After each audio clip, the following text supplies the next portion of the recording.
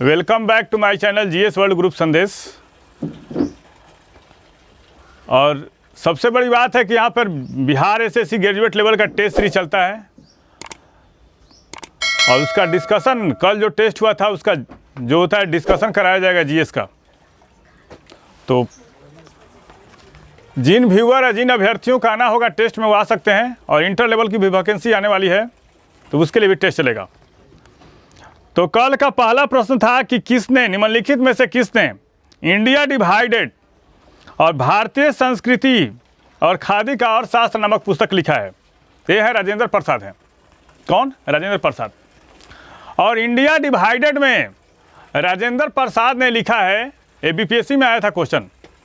India divided में राजेंद्र प्रसाद ने लिखा है कि भारत के विभाजन के लिए उत्तरदायी जो थे जिन्ना से कहीं ज़्यादा लॉर्ड मिंटो थे, क्योंकि उसमें पृथक निर्वाचक मंडल की घोषणा की गई थी। दूसरा है इसमें भारतीय संस्कृति और खादी का अर्थशास्त्र, ये पुस्तक किसने लिखा है? ये राजेंद्र प्रसाद ने।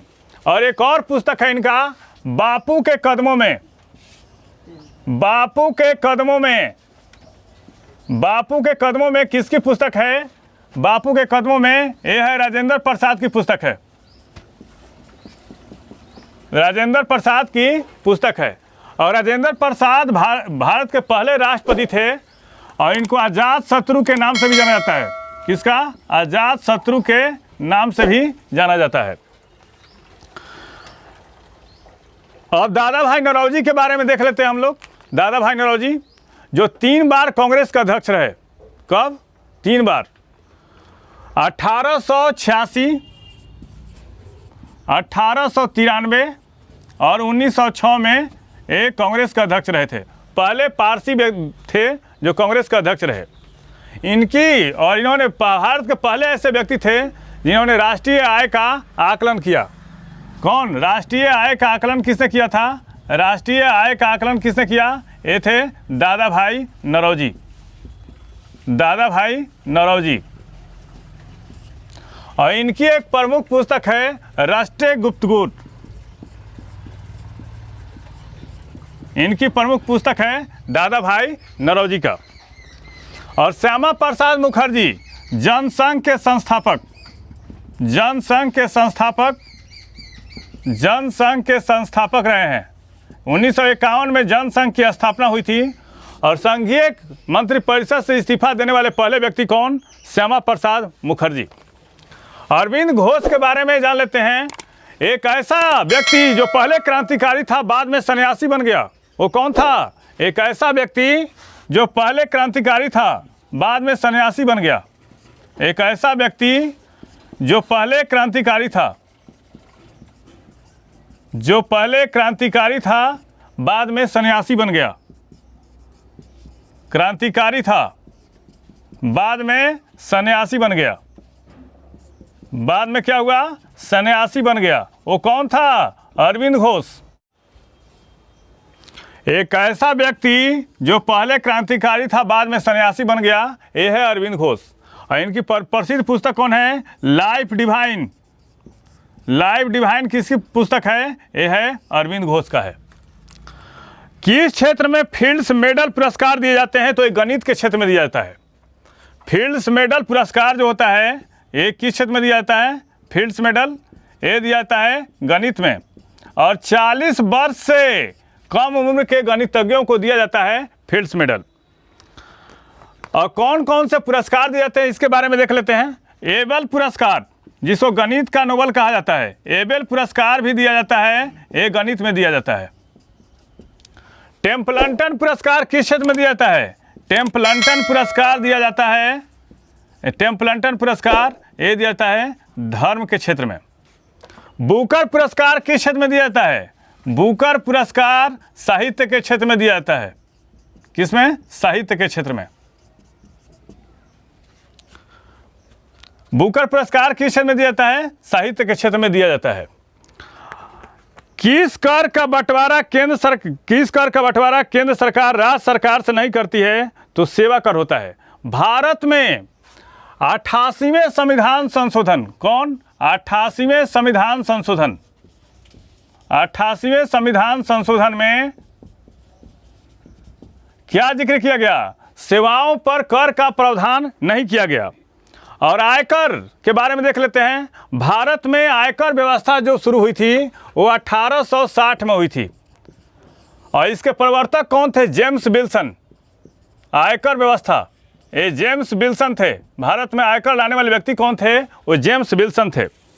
और भारत में संपदा शुल्क कब लाया गया?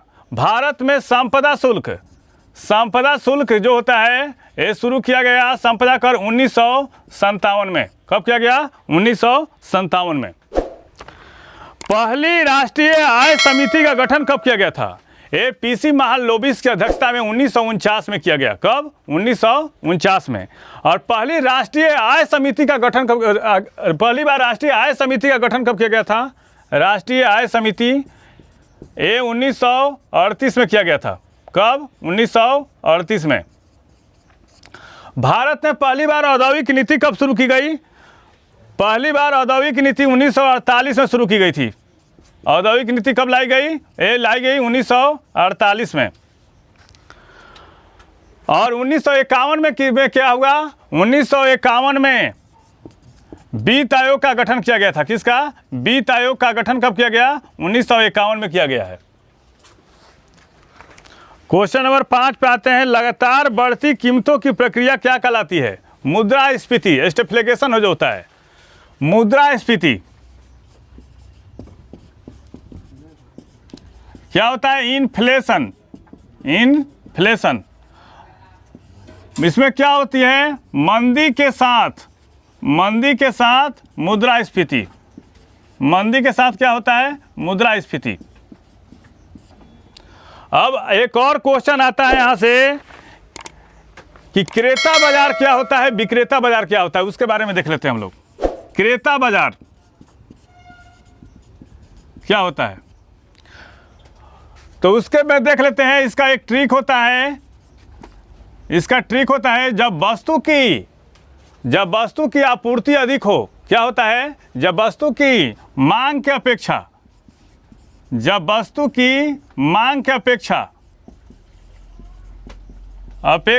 आपूर्ति अधिक हो तो उसे क्या कहा जाता है? उसे कहा जाता है क्रेता बाजार कहा जाता है। क्या कहता है? क्रेता बाजार। अब आपसे पूछेगा कि हॉट मनी किसको कहा जाता है? वैसी मुद्रा जिसकी विनिमय दर हमेशा गिरने की संभावना हो उसको क्या कहा जाता है? हॉट मनी कहा जाता है। संविधान के किस छठा क्वेश्चन देखते हैं हम लोग। संविधान के किस अनुच्छेद के तहत जीएसटी परिषद का गठन किया गया? तो 279 जीएसटी परिषद का गठन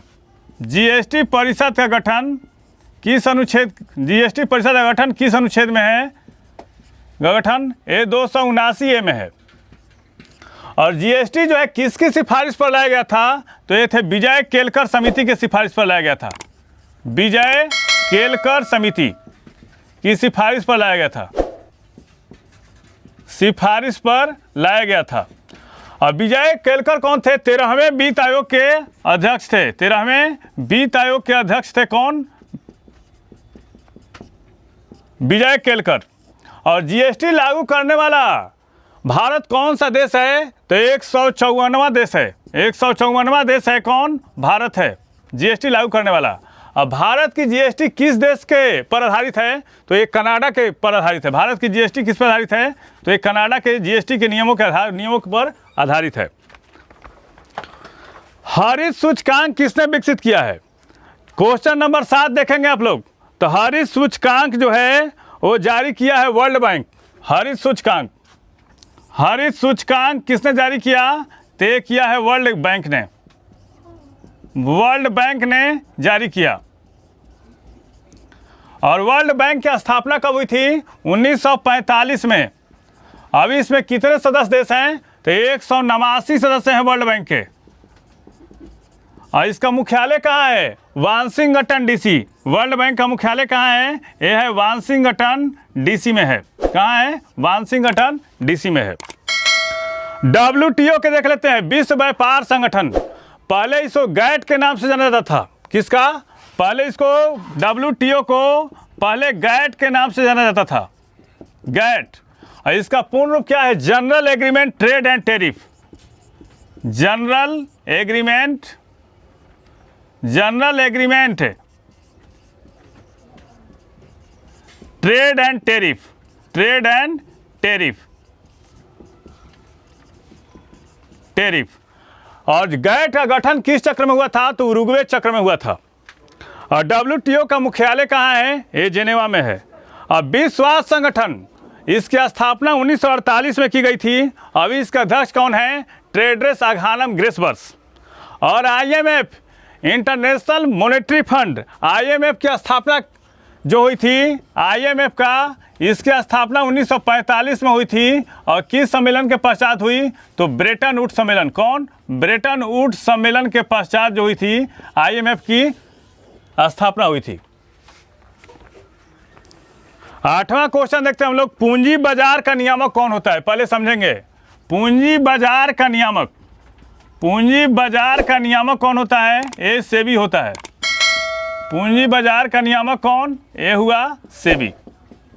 और सेबी का गठन कब किया गया था? सेबी का गठन किया गया था 12 अप्रैल 1988 को, 12 अप्रैल 1988 को। और सेबी को संवैधानिक मान्यता कब मिली? संवैधानिक मान्यता, संवैधानिक मान्यता कब मिली? 1992 में। किसको? सेबी को। कह रहा है कि पूंजी बाजार का नियामक कौन होता है? ये होता है सेबी। अब कह रहा है आरबीआई के बारे में थोड़ा देख लेते हैं हम लोग। आरबीआई को क्या कहा जाता है? बैंकों का बैंक कहा जाता है। क्या कहता है? बैंकों का बैंक, बैंकों का बैंक कहा जाता है। और आरबीआई की स्थापना कब हुई? 1935 में। और पूछता है बार बार कि किस समिति की सिफारिश पर हुआ था? तो यंग हिल्टन समिति की सिफारिश पर हुआ था। यंग हिल्टन समिति, यंग हिल्टन समिति की सिफारिश पर हुआ था। और इसका राष्ट्रीयकरण कब किया गया? 1949 में इसका नेशनलाइजेशन किया गया, राष्ट्रीयकरण किया गया। और पहले इसे गवर्नर कौन थे? एस्बॉर्न स्मिथ। और भारतीय गवर्नर कौन थे पहले इसके? तो सीडी देशमुख थे। इरडा के बारे में देख लेते हैं हम लोग। इरडा बीमा कंपनियों को भारत में बीमा कंपनियों को रेगुलेट करने वाली भारत में एक संस्था कौन है? इरडा है। क्या करती है? बीमा कंपनियों को रेगुलेट करती है। बीमा कंपनियों को रेगुलेट करने वाली संस्था, नियंत्रित करने वाली संस्था कौन सी है? रेगुलेट करने वाली संस्था, रेगुलेट करने वाली संस्था कौन सी है? तो यह है कौन? यह है इरडा। और इरडा का मुख्यालय कहाँ है? इरडा का मुख्यालय कहाँ है? ये हैदराबाद में है। इरडा का मुख्यालय कहाँ? हैदराबाद में। राष्ट्रीय कृषि बीमा योजना का प्रारंभ कब किया गया? योजना से क्वेश्चन है तो थोड़ा इसके बारे में देख लेते हैं हम लोग। तो राष्ट्रीय कृषि बीमा योजना, क्वेश्चन नंबर 9 देखेंगे आप लोग। राष्ट्रीय कृषि बीमा योजना का प्रारंभ हुआ 1999 से 2000 में। राष्ट्रीय कृषि बीमा योजना, राष्ट्रीय कृषि बीमा योजना ये कब किया गया? 1999 से 2000 के बीच में। अब बताइए आप कि जवाहर रोजगार योजना कब शुरू किया गया था? जवाहर रोजगार योजना, जवाहर रोजगार योजना की शुरुआत कब हुई? ये हुई 1989 में हुई थी। जवाहर रोजगार योजना की शुरुआत कब हुई? 1989 में। जनधन योजना की शुरुआत कब हुई? जनधन योजना की शुरुआत कब हुई? 28 अगस्त 2014 को। 28 अगस्त 2014 को। बंधन योजना की कब शुरुआत हुई? बंधन योजना, बंधन योजना की शुरुआत कब हुई? ये भी हुई है 2018 में। उज्ज्वला योजना की शुरुआत कब हुई? उज्ज्वला योजना, उज्ज्वला योजना की शुरुआत कब हुई? ये हुई 1 मई 2016 को। व्यापक फसल कृषि बीमा योजना की शुरुआत कब हुई? व्यापक फसल कृषि बीमा योजना, व्यापक फसल कृषि बीमा योजना की शुरुआत कब हुई? शुरुआत ये हुई थी 1985-86 में हुई थी। कब? 1985-86 में।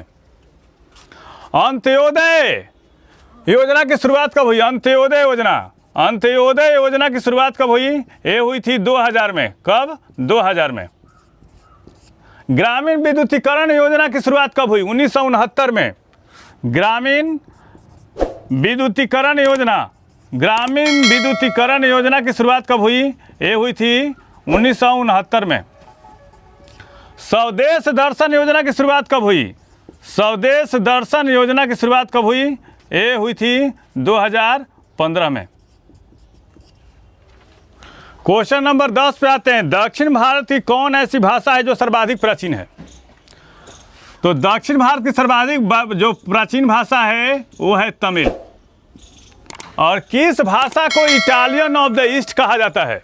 एक और क्वेश्चन आता है, किस भाषा को क्या कहा जाता है? Italian of the east. Italian of the east कहा जाता है, ऑफ द ईस्ट। ये कहा जाता है किसको? तेलुगु को। अब आता है एक और क्वेश्चन कि कौन कौन ऐसी भाषा जो है वो क्लासिकल लैंग्वेज मतलब शास्त्रीय भाषा के अंतर्गत आता है। तो शास्त्रीय भाषा के अंतर्गत कौन कौन आता है? शास्त्रीय भाषा, जिसका ट्रिक पढ़ाया हमने, कसम तेतियु। क्या होता है? कसम तेतियु। अब आप हमसे पूछेगा कि आखिर शास्त्रीय भाषा का दर्जा कैसे दिया जाता है? तो वह ऐसी भाषा जिसका इतिहास कम से कम 5000 वर्ष पुराना समृद्ध रहा हो, उसको क्लासिकल लैंग्वेज का दर्जा दिया जाता है। तो कौन कौन होगा? कन्नड़, संस्कृत, मलयालम, तेलुगु, तमिल, और लास्ट में किसको जोड़ा गया? उड़िया को जोड़ा गया। किसको? उड़िया को। और पूरे भारतीय उपमहाद्वीप में कौन ऐसी भाषा है जो सर्वाधिक बोली जाती है? वह है बंगाली। इंडियन सब कॉन्टिनेंट में, भारतीय उपमहाद्वीप में कौन सी भाषा है जो सर्वाधिक बोली जाती है? कौन सी भाषा है जो सर्वाधिक बोली जाती है? यह है बंगाली, सर्वाधिक बोली जाती है, यह है बंगाली। क्वेश्चन नंबर 11 हम लोग देखते हैं। मैग्सेसे पुरस्कार से सम्मानित होने वाले प्रथम भारतीय कौन थे? आचार्य विनोबा भावे, जिन्होंने भूदान आंदोलन शुरू किया था। मैग्सेसे पुरस्कार जो है फिलीपींस के एक राष्ट्रपति थे रेमन मैग्सेसे की स्मृति में दिया जाता है। और कब से दिया जा रहा है? 1957 से। और रेमन मैग्सेसे पुरस्कार को क्या कहता है? एशिया का नोबेल कहा जाता है। रेमन मैग्सेसे पुरस्कार को क्या कहा जाता है? एशिया का नोबेल। एशिया का नोबेल कहा जाता है। कब से दिया जा रहा है? 1957 से। गणित का नोबेल किस पुरस्कार को कहा जाता है? गणित का नोबेल कहा जाता है एबल पुरस्कार को। किसको? एबल पुरस्कार को। और एबल पुरस्कार पाने वाली प्रथम महिला कौन थी? करेन उहेलबेक। आर्किटेक्ट का नोबेल किसको कहा जाता है? आर्किटेक्ट का नोबेल किसको कहा जाता है? एक कहा जाता है प्रित्जकर पुरस्कार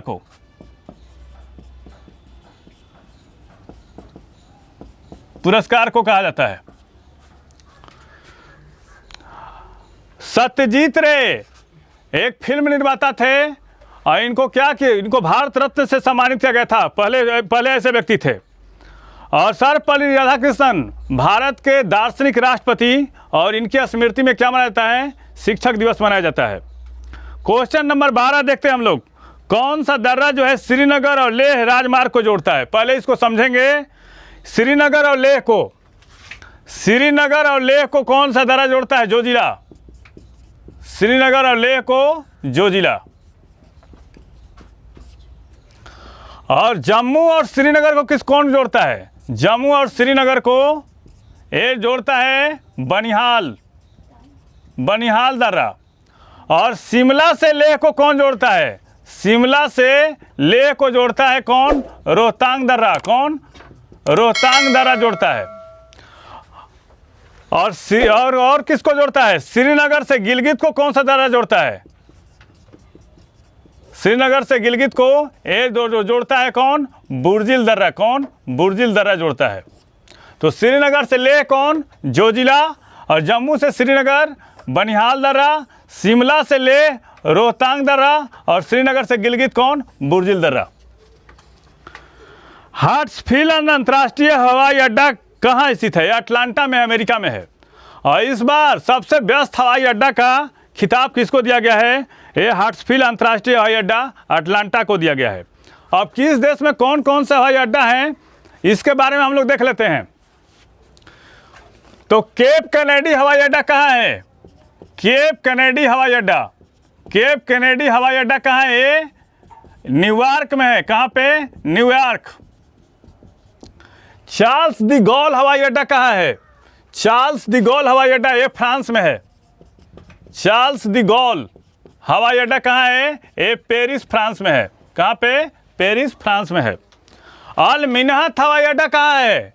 अल मिन्हात हवाई अड्डा ये दुबई में है। अल मिन्हात हवाई अड्डा कहाँ है? ये है दुबई। लुइस बोथा हवाई अड्डा कहाँ है? ये है डरबन में। कहाँ पे? लुइस बोथा हवाई अड्डा। लुइस बोथा हवाई अड्डा कहाँ है? ये है डरबन में। और इस बार पूरे दक्षिण एशियाई मुल्कों में सबसे हवाई अड्डा का खिताब किसको दिया गया है? कैंपेगौड़ा हवाई अड्डा। कहाँ है? कैंपेगौड़ा हवाई अड्डा ये है बेंगलुरु में। कहाँ पे? ये है बेंगलुरु में, बेंगलुरु में है। रास तनूरा रिफाइनरी किस देश में स्थित है? तो ये सऊदी अरबिया में है। और विश्व की सबसे बड़ी रिफाइनरी कौन है? आबादान है। कौन? आबादान, ईरान में है। निम्नलिखित में से कौन दमन और दीव को अलग करता है? एक खंबात की खाड़ी है। दमन और दीव को, दमन और दीव को कौन जोड़ता है, अलग करता है? एक खंबात की खाड़ी। कौन? और ये कहाँ है? गुजरात में है। और कच्छ की खाड़ी कहाँ है? कच्छ की खाड़ी जो है ये गुजरात में है। कहाँ है? कच्छ की खाड़ी कहाँ है? ये भी गुजरात में है। नर्मदा नदी के बारे में देख लेते हैं। जो गुजरात की क्या कहा जाता है? जीवन रेखा कहा जाता है। गुजरात की जीवन रेखा किसको कहा जाता है? गुजरात की जीवन रेखा कहा जाता है नर्मदा को। और इस पे कौन सा बांध है? ओंकारेश्वर बांध। ओंकारेश्वर बांध कहाँ है? ए नर्मदा पे है। और दो क्वेश्चन और इंपॉर्टेंट आते हैं कि कौन ऐसी नदी है जो खादिया बेट द्वीप का निर्माण करती है? तो खादिया बेट द्वीप का निर्माण कौन करती है? ये नर्मदा है, खादिया बेट। और आलिया बेट द्वीप का निर्माण कौन करती है? ताप्ती है। माही नदी, अब माही नदी के बारे में देख लेते हैं। कौन ऐसी नदी है जो कर्क रेखा को 2 बार काटती है? कर्क रेखा को 2 बार काटने वाली नदी कौन है? माही है। कर्क रेखा को 2 बार काटने वाली, कर्क रेखा को 2 बार काटने वाली नदी कौन है? ये है माही।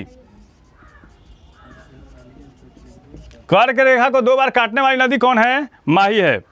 ब्लू हाउस किस देश के राष्ट्रपति, ब्लू हाउस में किस देश का राष्ट्रपति रहता है? तो ये होगा दक्षिण कोरिया का। कहाँ का? दक्षिण कोरिया का। और इटली, इटली के राष्ट्रपति के निवास को क्या कहा जाता है? इटली के राष्ट्रपति के निवास को एक कहा जाता है लॉन्स पिनोस, लॉन्स पिनोस कहा जाता है। और फिलीपींस का भी राष्ट्रपति कौन है? Marcos junior. फिलीपींस के राष्ट्रपति अभी कौन है? Marcos junior. फिलीपींस के राष्ट्रपति कौन है? मार्कोस जूनियर है अभी, मार्कोस जूनियर, मार्कोस जूनियर। और टेम्पल ट्रीज कहाँ के राष्ट्रपति का निवास है? तो ये श्रीलंका का है। अब भारत में क्या है? राष्ट्रपति के निवास को क्या कहता है? राष्ट्रपति भवन कहा जाता है। 10 डाउनिंग स्ट्रीट कहाँ का है? ब्रिटेन के प्रधानमंत्री का निवास है। Economic and social commission for Asia and Pacific का मुख्यालय कहाँ है? बैंकॉक में है। कहाँ पे? बैंकॉक। और एशियाई, इसका आंसर कौन होगा? 17 नंबर क्वेश्चन देखिएगा। Economic and social commission for Asia and Pacific का मुख्यालय कहाँ है? यह है बैंकॉक में। एशियाई विकास बैंक का मुख्यालय कहाँ है? एशियाई विकास बैंक का मुख्यालय है मनीला में। एशियाई विकास बैंक का मुख्यालय कहाँ है? मनीला। एशियाई विकास बैंक का मुख्यालय कहाँ है? ये है मनीला। और एशियाई विकास बैंक की स्थापना कब की गई थी? 1966 में की गई थी। कब? 1966 में। और कुआलालंपुर जो है वो मलेशिया की राजधानी है। और सिंगापुर के बारे में देख लेते हैं हम लोग। इसको पर्ल ऑफ द ओरिएंट कहा जाता है। पर्ल ऑफ द ओरिएंट किसको कहा जाता है? पर्ल ऑफ द ओरिएंट किसको कहता है? Singapore. Pearl of the Orient किसको कहता है? सिंगापुर। और बैंकॉक को क्या कहा जाता है? बैंकॉक को एशिया का पेरिस कहा जाता है। बैंकॉक को क्या कहता है? एशिया का पेरिस। किसको कहा जाता है? ये बैंकॉक को कहा जाता है। और बैंकॉक किस नदी के किनारे है? ये है छाओ प्राया नदी के किनारे। कौन? छाओ प्राया नदी के किनारे कौन है? बैंकॉक। कौन है? बैंकॉक है। 18 नंबर क्वेश्चन आते हैं हम लोग। जाना किस देश की संवाद एजेंसी है? जाना जो है लीबिया की संवाद एजेंसी है। और कूना कहाँ की संवाद एजेंसी है? कूना है कुवैत का। कूना कहाँ की संवाद एजेंसी है?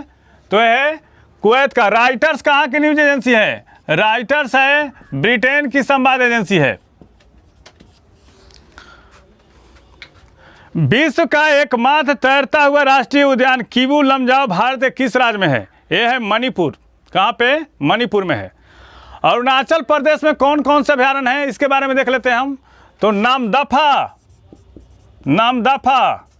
पक्के टाइगर रिजर्व, पक्के टाइगर रिजर्व, पक्के टाइगर रिजर्व कहाँ है? ये अरुणाचल में है। कहाँ पे?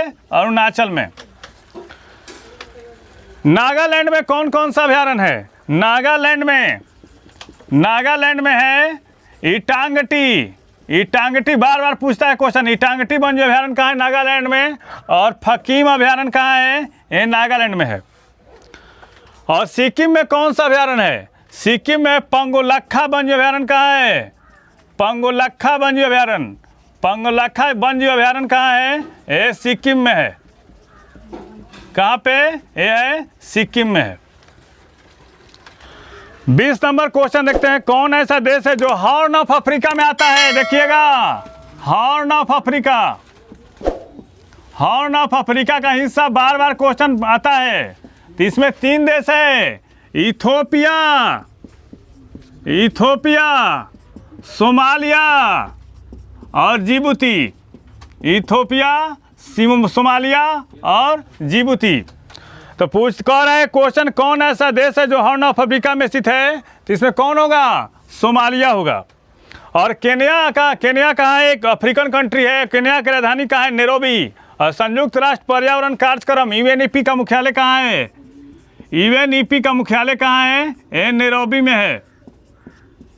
और हमने कुछ दिन पहले पढ़ाया था कि दबाव शरणार्थी समूह जिसमें 4 लाख से ज़्यादा रिफ्यूजी रहते हैं, ये कहाँ है? केन्या में है। कहाँ में? केन्या में। ट्यूनीसिया के बारे में देख लेते हैं हम लोग। तो ऑपरेशन जैस्मीन की शुरुआत कहाँ हुई थी? ये ट्यूनीसिया में हुई थी। ऑपरेशन जैस्मीन की शुरुआत कहाँ हुई थी? ये ट्यूनीसिया में हुई थी। अब सूडान के बारे में देख लेते हैं हम। सूडान 2 भागों में है, एक उत्तरी सूडान और एक दक्षिणी सूडान। तो उत्तरी सूडान की राजधानी कहाँ है? खार्तूम। और दक्षिणी सूडान का राजधानी कहाँ है? जुब्बा। काला सागर के किनारे काला सागर के किनारे क्या क्वेश्चन है? देखिए 22 नंबर। काला सागर के किनारे स्थित देश कौन नहीं है? काला सागर के किनारे देश, काला सागर के किनारे स्थित देश कौन है? काला सागर के किनारे स्थित देश, काला सागर के किनारे स्थित देश कौन कौन से है? तो पहले इसके बारे में देख लेते हैं हम लोग। इसका ट्रिक है राम नाम। राम नाम बोलोगे तो रशियन क्रेन ट्रक से जाओगे। बोलोगे तो रशियन क्रेन ट्रक से जाओगे। रशियन क्रेन ट्रक से जाओगे।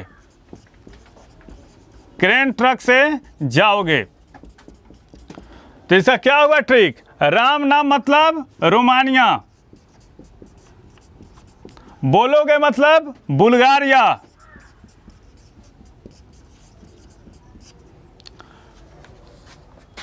रशियन मतलब रसिया, क्रेन मतलब यूक्रेन,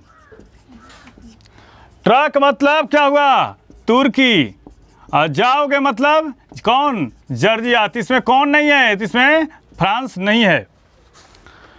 भारत में पशु जनगणना की शुरुआत कब की गई? तो 23 नंबर क्वेश्चन, भारत में पशु जनगणना की शुरुआत 1919 ईस्वी में हुई थी। पहले इसके बारे में देख लेते हैं। भारत में पहली बार जनगणना कब हुई? 1872 में। भारत में नियमित जनगणना कब हुई? नियमित जनगणना 1881 में। पशु जनगणना कब हुई? पशु जनगणना कब हुई? ये हुई 1919 में। पशु जनगणना कब हुई? 1919 ईस्वी में।